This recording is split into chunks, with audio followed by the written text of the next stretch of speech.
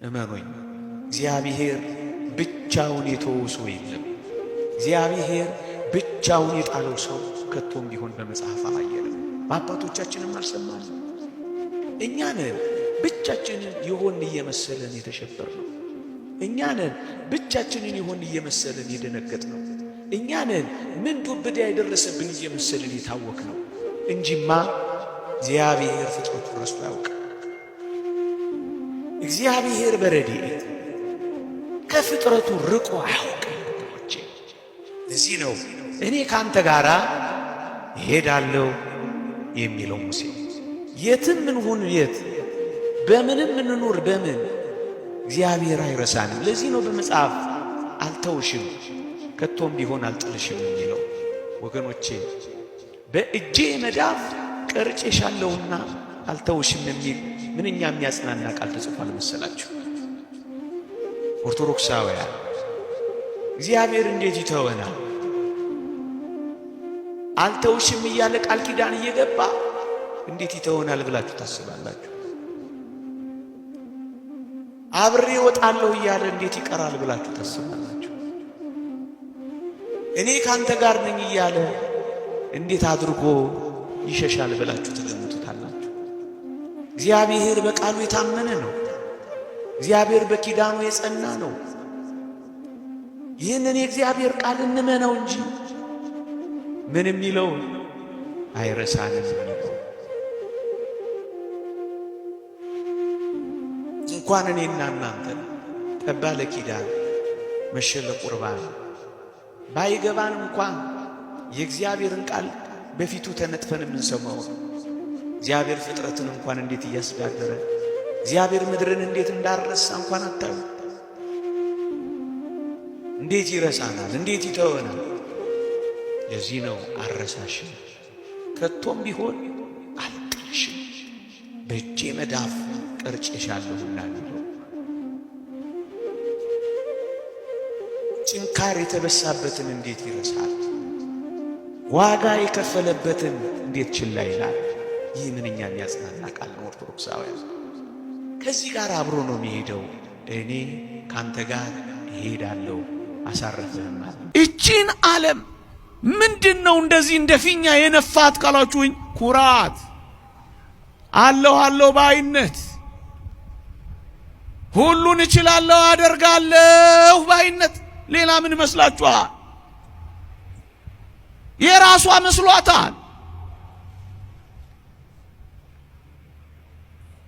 እንደ ተቀበልክ ስታስብ ትሁት መሆን ትጀምራለህ። በቅድም ውስጥ ከሰው ጋር በጣም ሰላማዊ ትሆናለህ። ምድርንም ኮሽታ ያክል እንኳን የማይሰማት ጭምት ወደ ማድረግ ትቀይራለህ። በዚህ ውስጥ ከራስ ጋር ሰላም ትሆናለህ። ሁከት የለህም። ይሄ ምን ማለት መሰላችሁ? እግዚአብሔር የቱንም ጸጋ እንደሰጠህ ካመንክ ትዕቢትን ታራግፋለህ። እንደ ተቀበልክ ግን ከረሳህ ትዕቢተኛ ትሆናለህ። በተሰጠህ ነገር መመካት ስራ ከሆነ እመነኝ በጣም ተመጻዳቂ ትሆናለህ።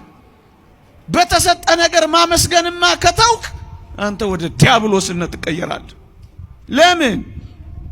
በውበት ምክንያት ልብ ኮርቷል። ከክብርህም የተነሳ ጥበብን አረከስክ፣ በምድርም ላይ ጣልኩክ ይለዋል። በውበቱ ምክንያት የኮራው የተሰጠው እንዳልሆነ ረስቶ እኔ ፈጠርኳችሁ ያለው ከዲያብሎስ በቀር ማን ነው? ቀና ብለህ ካላየህ እመነኝ በልብ ኩራት ትወድቃል።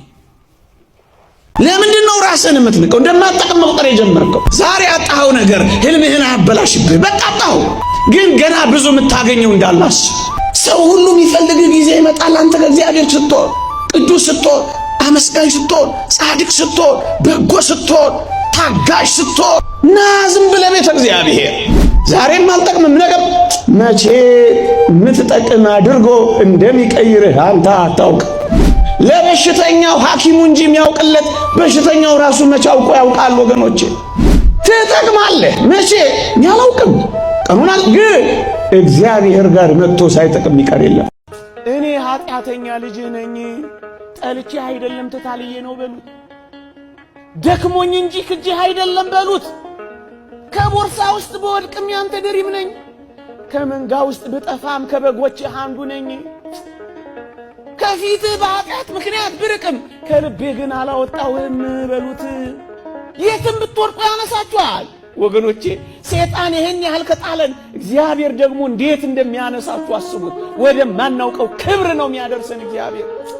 እየጠበቀን እኮ ነው እግዚአብሔር። ወገኖቼ ወጣቶቹ እመኑት፣ ሲያሳፍራችሁ ይሁት። እግዚአብሔር ማንን አሳፍሮ ያውቃል? አብርሃምን ነውን? በድህነት ተንከራቶ በባለጠግነት አልመለሰው? ባዶውን ወጥቶ ያዕቆብን በብዙ መንጋና እረኛ በብዙ ልጆች አላመጣው?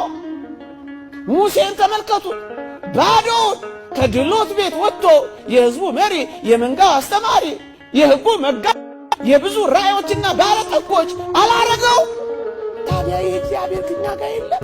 ወጣቶቹ እመኑት፣ አምልኩትና እመኑት እንጂ እንዳትፈሩ። እመን እንጂ አትፍራ። ብዙዎቻችሁ ፈርታችሁ ኃጢአት እየሰራችሁ እንደሆነ እናውቃለን። እቺን ዓለም ምንድነው እንደዚህ እንደ ፊኛ የነፋት ካላችሁኝ፣ ኩራት፣ አለሁ ባይነት፣ ሁሉን እችላለሁ አደርጋለሁ ባይነት። ሌላ ምን መስላችኋል? የራሷ መስሏታል። እንደ ተቀበልክ ስታስብ ትሁት መሆን ትጀምራለህ። በቅድም ውስጥ ከሰው ጋር በጣም ሰላማዊ ትሆናለህ። ምድርንም ኮሽታ ያክል እንኳን የማይሰማት ጭምት ወደ ማድረግ ትቀይራለህ። በዚህ ውስጥ ከራስ ጋር ሰላም ትሆናለህ። ሁከት የለህም። ይሄ ምን ማለት መሰላችሁ? እግዚአብሔር የቱንም ጸጋ እንደሰጠህ ካመንክ ትዕቢትን ታራግፋለህ። እንደ ተቀበልክ ግን ከረሳህ ትዕቢተኛ ትሆናለህ። በተሰጠህ ነገር መመካት ስራ ከሆነ እመነኝ በጣም ተመጻዳቂ ትሆናለህ። በተሰጠህ ነገር ማመስገንማ ከተውክ አንተ ወደ ዲያብሎስነት ትቀየራለህ። ለምን? በውበት ምክንያት ልብ ኮርቷል። ከክብርህም የተነሳ ጥበብን አረከስክ፣ በምድርም ላይ ጣልኩክ ይለዋል። በውበቱ ምክንያት የኮራው የተሰጠው እንዳልሆነ ረስቶ እኔ ፈጠርኳችሁ ያለው ከዲያብሎስ በቀር ማን ነው?